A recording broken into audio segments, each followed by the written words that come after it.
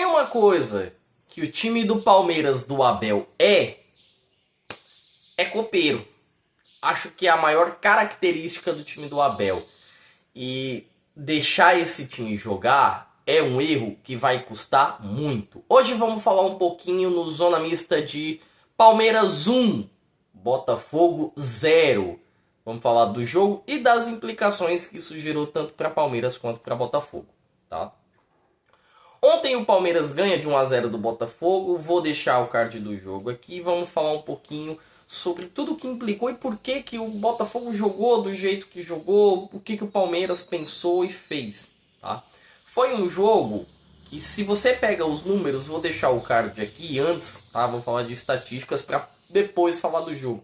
Você tem o Palmeiras chutando 19 vezes contra o Botafogo chutando 16.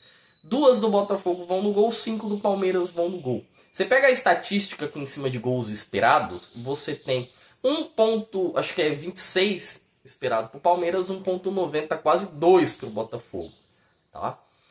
O Botafogo fica mais tempo com a bola no pé, passa 53% do jogo com a posse de bola contra 47% do Palmeiras. O time do Abel não é um time de passar muito tempo com a bola no pé.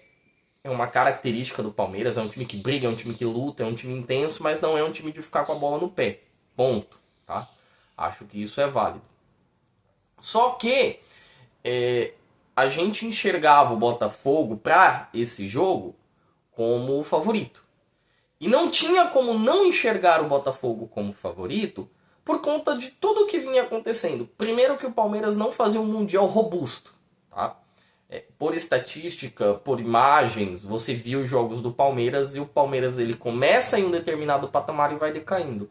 Aconteceu isso no jogo contra o Porto, que o Palmeiras começou muito bem, faz um muito bom jogo, mas não consegue marcar. Contra o Al-Ahly, o Palmeiras ele faz um primeiro tempo abaixo e no segundo tempo ele meio que vai bem e consegue a vitória. Contra o Inter Miami, o Palmeiras faz um jogo ridículo. Muito mal, muito abaixo, vamos dizer. E quando vem para enfrentar o Botafogo, a gente olhava o Botafogo com outro prisma, porque o Botafogo já estava no grupo que tinha o Atlético de Madrid, que é um clube de primeira prateleira na Europa, o campeão da Champions e o Seattle. O pior jogo do Botafogo foi contra o Seattle.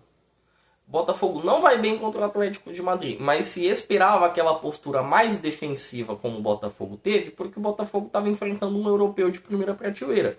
Não dá para você ir para trocação contra um europeu, né, de primeira prateleira, como é o caso do Atlético de Madrid, porque você vai perder o jogo e vai perder por muito. A ideia era o Botafogo passar. Acho que a grande surpresa, né, que a gente teve foi o Botafogo ganhar do PSG. E o Botafogo passa em segundo no seu grupo, o Palmeiras passa em primeiro. Tanto pelo histórico dos últimos jogos, a gente tem uma vitória, 2 empates do Botafogo e 3 vitórias do Botafogo e 2 empates nos últimos 5 jogos. As últimas 5 vezes que Palmeiras e Botafogo entraram em campo para jogar, o Botafogo levava vantagem. Muito por conta disso, a gente tinha um cenário em que o Botafogo era favorito. Era. Tá? Até as equipes entrarem em campo. Eu vou deixar o card aqui para a gente falar um pouquinho do jogo. O Palmeiras que entra a campo, né, com o Giai, com o Piquerez, Bruno Fux e Gustavo Gomes. O Murilo está machucado, não deve voltar para o Mundial. O Everton. Aí no meio jogou o Alan, o Richard Rios, fez uma partidaça. Tá? O Maurício, o Veiga, né? O Estevão, o Facundo e o Vitor Roque. Tá? No Botafogo, que estava sem o Gregory, né?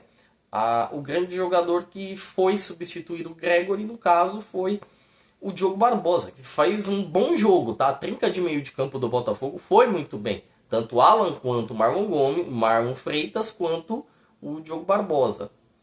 E o Jair que vinha jogar. Vamos falar um pouquinho do jogo, eu não vou ficar falando muito de lance a lance, tá? Mas pra gente ter uma ideia, o melhor jogador da partida foi o John. Isso já demonstra que o Palmeiras foi muito bem e o Botafogo se retraiu demais. né? Tem um lance do Estevão que ele chuta, o John faz uma ótima defesa. Tem um lance que o Estevão chuta e acaba sendo gol. Acaba que estava impedido ali no segundo tempo. No primeiro tempo tem uma pancada do Richard Rios que o John faz uma baita de uma defesa. Teve uma ou outra finalização em que o John não teve dificuldade para defender. No caso do Botafogo também, o Igor Jesus estava enquadrado pela zaga do Palmeiras. E o modelo muito recuado do Botafogo trazia o Igor Jesus quase para o meio de campo. Então a bola vinha estourada pelo goleiro, ele tinha que brigar com o zagueiro.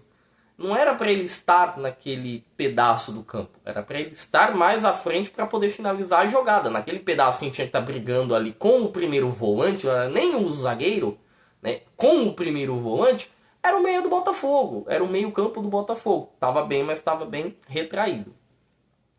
O Palmeiras foi bem desde o primeiro minuto. Ali dos 25 minutos até o final do primeiro tempo, a gente tem uma queda no ritmo do jogo. A mesma coisa no segundo tempo. Dos 30 até os 50, que eu estou contando os 5 minutos de acréscimo que a gente teve, o ritmo também dá uma decaída, né? Os dois times têm um jogo muito físico. Mas o Palmeiras vai bem na metade do segundo tempo, o Palmeiras vai melhor na metade do primeiro tempo. Eu até estava conversando com alguns colegas e falei, olha, se for uma luta de boxe, daria 10-9 para o Palmeiras, vitória do Palmeiras. O Palmeiras buscou mais o resultado. O Palmeiras foi mais incisivo, tá? E aí leva o 0-0, né? O jogo vai para a prorrogação. Então a gente já tinha um jogo pegado, um jogo truncado, cheio de cartões amarelos.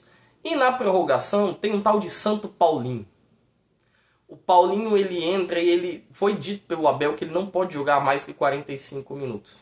Tá? Ele não pode. O Paulinho ele joga na casa de 45 minutos no talo. No talo. Ele entra e consegue fazer o gol. Ele recebe a bola do Richard Rios. A bola ali mais ou menos, né, no flanco direito do campo, na parte direita do campo. Ali tem o Montoro marcando ele. Ali tem o Marlon Freitas.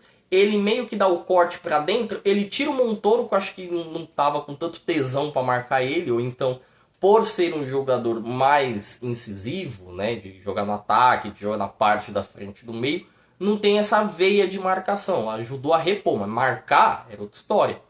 Ele finta o Marlon Freitas, fazia um bom jogo, ele tira o Montoro da jogada, e aí ele dá uma tacada, um totozinho sem força pra tirar do John. O John estava inteiraço na bola. E ele ia pegar aquela bola. Porém, ela dá uma desviada. Pega o replay por trás do gol. Ela dá uma desviada na chuteira do Alexander Barbosa. Ela tira o John. O John não tem o que fazer. Gol que vale a classificação para o Palmeiras. Gol que mostra que o Abel teve mais banco que o Botafogo. Gol que mostra que o Palmeiras pode estar jogando mal o quanto for qualquer competição, ainda é o Palmeiras. Não importa se joga bem, não importa se joga mal, não importa o momento. É um time extremamente copeiro. Essa vitória para o Palmeiras, ela rende somente, só essa vitória, tá? Estamos falando dessa vitória somente 73 milhões de reais. O prêmio da Copa do Brasil 2025 e apenas o prêmio robusto, tá? Sem bilheteria, sem avanço de fase, sem nada, a gente tá falando do prêmio do campeão, rende 77 milhões de reais. O Palmeiras, por ganhar esse jogo, ganhou 73. Aí você coloca na conta 11 milhões que o Palmeiras já havia ganhado dessa vitória contra o Botafogo. 11 milhões da vitória em cima do Al-Ahly. 5 milhões e meio do empate contra o Inter Miami. 5 milhões e meio do empate contra o Porto. Quase 49 milhões por avançar até as oitavas de final. Mais 90 milhões de participação. O Palmeiras, entre bilheteria e lucros, ele está faturando na casa de 270 milhões de reais. E assim, vai ter muita dificuldade contra o Chelsea. Mas eu já não consigo cravar o Chelsea como favoritaço que vai bater, que vai espancar o Palmeiras. O Palmeiras pode ir lá, empatar esse jogo, por exemplo, levar para os pênaltis e... E aí, meu amigo, de um lado tem o Everton que pega um pênalti ou outro, do outro tem o Robert Sanchez que pega um pênalti ou outro. Tá? Tô gravando esse jogo depois que o Chelsea passou pelo Benfica. Então, o Palmeiras pode simplesmente forrar o bolso com mais de 300 milhões de reais. Para um clube brasileiro, isso faz total diferença, não só no ano, mas talvez até para o que ele possa fazer num período quinhenal, num período, né, hexagonal, até uma década.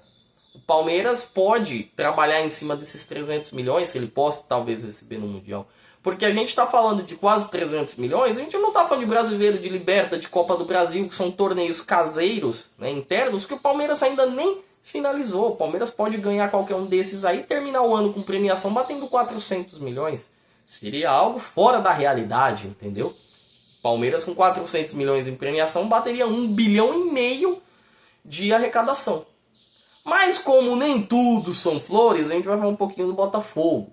Porque, cara, quando o Renato Paiva chegou, eu fiquei com o pé atrás do Botafogo por conta do Paiva.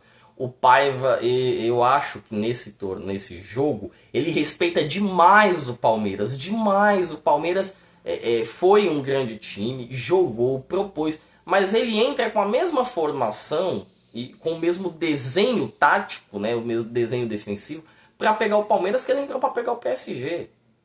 E é o Palmeiras, não é o PSG. O que eu quero dizer é que o Palmeiras tem sim qualidade ofensiva, tem ótimos jogadores, mas quando o Botafogo tomou o gol que ele resolveu sair para jogar, já não tinha mais o que fazer. E olha que o Botafogo tinha condições, tanto que dos 16 chutes que eu deixei aqui que o Botafogo dá no gol, 12 são na prorrogação. 12. E dos 12 que são na prorrogação, 10 são depois do gol que o Palmeiras fez. Então o Renato Paiva segurou demais, ele respeitou demais o Abel e o Palmeiras, sendo que não havia uma necessidade. Acredito que se o Botafogo pudesse ir para a trocação contra o Palmeiras, talvez o resultado fosse até o mesmo. A gente teria um jogo com muita mais qualidade técnica, um jogo com muito mais entrega. Do lado do Palmeiras fica a classificação, a felicidade e principalmente olhar para todo mundo e dizer, olha, a gente está no top 8 do mundo. Se é o melhor, um dos 8 melhores times do mundo, meu amigo, aí é outra história, tá? Mas de acordo com o torneio que quem faz é a FIFA, o Palmeiras está no top 8 do mundo. Atura os palmeirenses hoje. Do lado do Botafogo, a gente tem que aturar o lamento do botafoguense que está muito chateado com o Renato Paiva. Escutei muitos falando que ele foi medroso, que ele foi covarde. Não gosto muito da parte do covarde, mas eu acho que ele respeitou demais o Palmeiras. Ele teve receio demais de ir para cima do Palmeiras e isso cobrou um preço. Deixa aqui o teu comentário, fala o que você achou, o que você pensa, para onde o Palmeiras vai, se passa, se não passa do Chelsea. E eu quero, por favor, deixa o like no canal. Vamos compartilhar esta jossa, eu quero chegar nos 200 inscritos, vamos se inscrever pra gente alavancar isso logo. Um beijo pra vocês, deixo vocês em paz, um ótimo domingo e por hoje eu me despeço, porque já tem Flamengo e eu não quero perder o Mengão enfrentando o Bayern de Munique, tá bom? Um ótimo domingo.